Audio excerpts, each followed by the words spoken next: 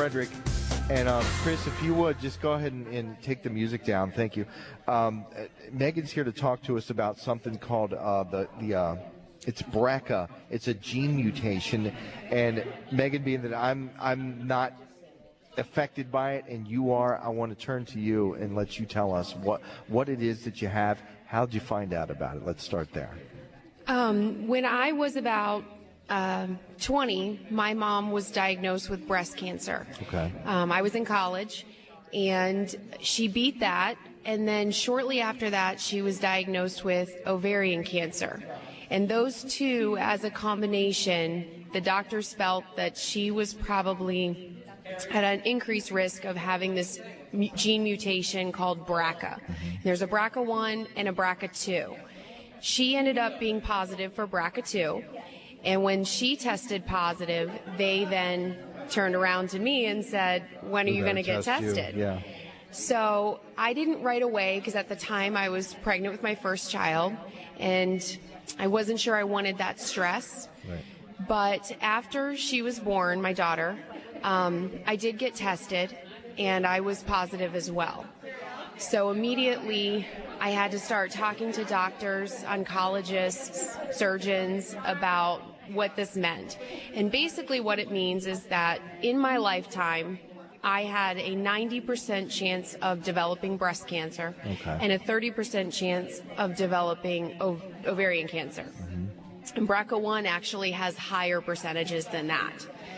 So once I found this out, it kind of changed our whole family planning. Sure. You know, they have connections with hormones and estrogen with breast cancer, so I had to be very careful about soy intake and getting pregnant later in life because I was at such an increased risk of developing these cancers.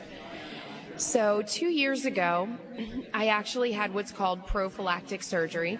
Tell us a little bit about that. It's preventative surgery that's offered to people who are BRCA positive. And I went to Mercy Hospital, and I did what was called a one-stop shop.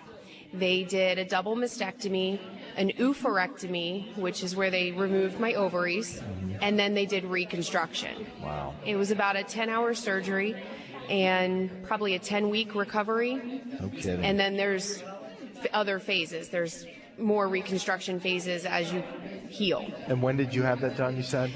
That was in June of 2011. Okay, and since then, what have they done? Do you go back to be monitored, or do they test you? I have yearly MRIs to make sure that I don't have anything developing. I'll start mammograms relatively early. I can't now, I'm only 29, so about 30. I'll start mammograms. Gotcha. And they'll alter those. They'll stagger those so that I have some sort of scan every 6 months. Okay. So, again, it's BRCA, and you said there's a BRCA1 and a BRCA2, correct? Now, what would you say to somebody that when you first found this out, how did that make you feel? A lot of people feel like getting this news is a death sentence. Right. They feel like their destiny is laid out and it's just a waiting game. In fact, the words the doctor used with me is imminent. Okay. He said, your cancer development is imminent. I'm a fourth generation BRCA positive woman in my family. My great-grandmother died of breast cancer, my grandmother of pancreatic cancer, and my mom of ovarian cancer.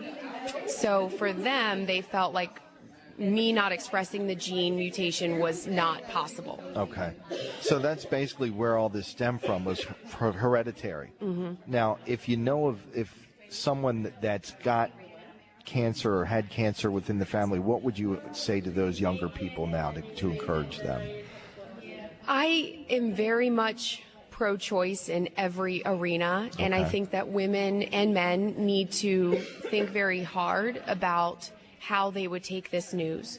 For me, I find strength and comfort in knowledge. Gotcha. I was the same way with my mom's illness. I wanted to know everything. I wanted to be at every appointment.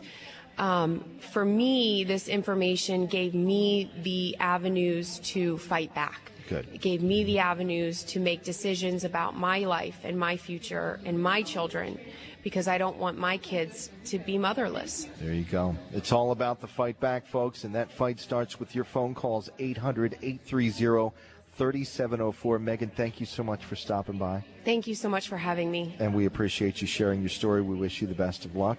And we're going to send you on over to our sister station, Key 103, if you wouldn't mind talking with them as well. Absolutely. All right, great.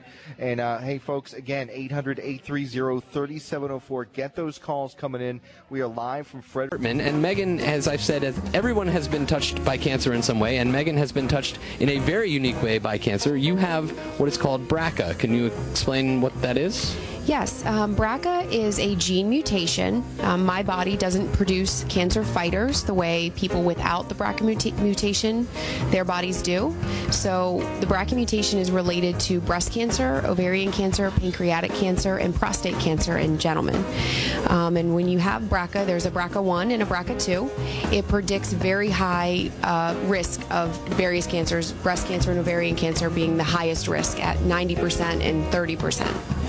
And is this something that you knew going in, you knew ahead of time, or is it something you have to get screened for, or is it genetic? How does all that work? The mutation is genetic, and essentially if you have a first relative that's diagnosed with cancer or in the tragic event passes away from cancer, you're typically eligible to be tested. It's a simple blood test.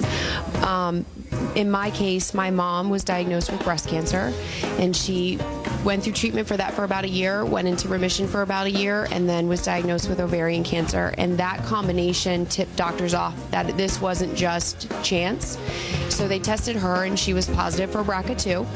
In the meantime, my grandmother was diagnosed with pancreatic cancer. So again, it went in that line, that direction of BRCA, and she was tested and was positive as well. So that immediately sends up the red flag that you need to get tested. And exactly. And it was actually a lot of pressure. The doctors were really kind of not hounding me, but every time they saw me, they were like, "Are you getting tested? When are you getting tested?" And when I was tested and I was found positive, I immediately went to my mother's oncologist. She's actually kind of part of our family now. And we talked about what it meant. She had to meet with my husband and my family and talk about the options for me and what this meant long term in terms of, did I need to have surgery to remove the tissue that could be affected? Did I just want to do heavy screening with MRIs and early mammograms, or did I want to do nothing? And at first I chose nothing. Mm-hmm. And then 2 years ago, I felt like I needed to do something. I had 2 children, and I lost my mother actually 4 years ago today. And I felt like I needed to make good on a commitment I had made to her to fight back. And so I had prophylactic surgery at Mercy Hospital in Baltimore, where I did a double mastectomy and an oophorectomy, which is where they remove your ovaries. Mm-hmm. So I'm 29.